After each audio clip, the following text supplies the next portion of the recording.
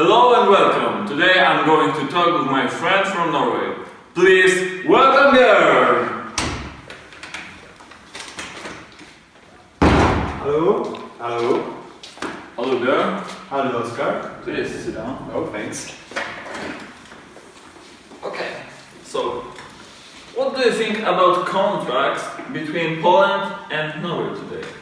Well, I think it has got improved in the last 20 years. Which elements Polish culture are present in your country? We love read Henryk Sienkiewicz novels and even listen to Frédéric Chopin music. Have you ever met with Polish cuisine? We think? Oh yes, pierogi. They are so delicious, you know, very tasty. Oh, pierogi are my favorite dish. I heard that salmon ranks on your list of dishes. Well, I hate salmon really, but the catfish is okay. I think we got used to talking about politics after the dinner. Oh man, is that some of the Polish traditions? Yep. Really? Politics? Okay, okay. By the way, what type of regime is in Norway? In Norway we have monarchy, and our royal couple even visited Poland in 2012. Okay, I heard about it. What's about your economy? We rather like to rent something than to buy it.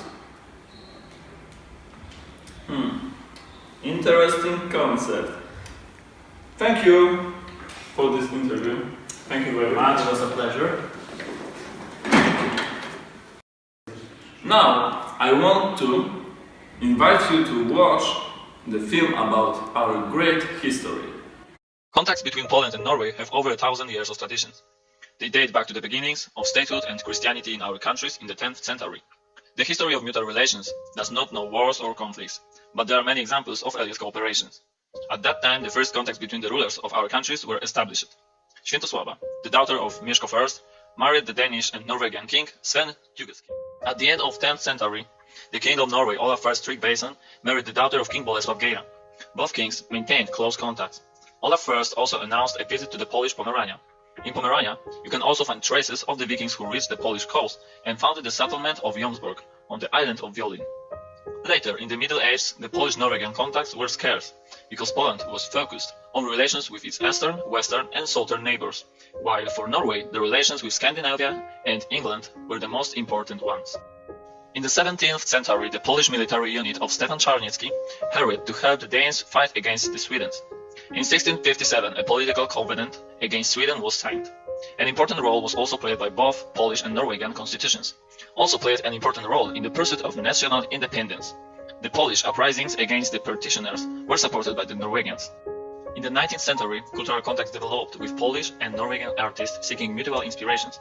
Frédéric Chopin's music was enthusiastically received, and Norwegian composers gave concerts in Warsaw.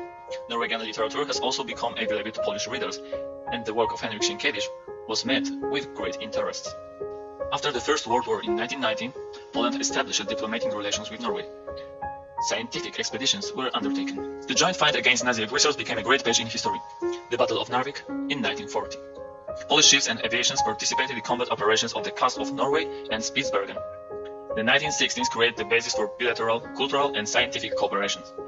In the 1970s, Poland became Norway's largest partner in trade. In 1974, the Norwegian Prime Minister, Trygve Bratteli, paid an official visit to Poland.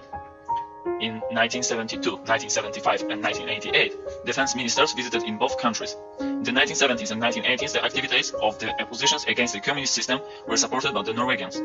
We received support not only political, but also moral. The Nobel Prize for Lech Wałęsa strengthened the Polish democratic opposition. This period, like the time of struggle for independence in the 19th century, became a great part of the history of Polish-Norwegian relations and an example of solidarity of our nations in the fight for freedom and democracy.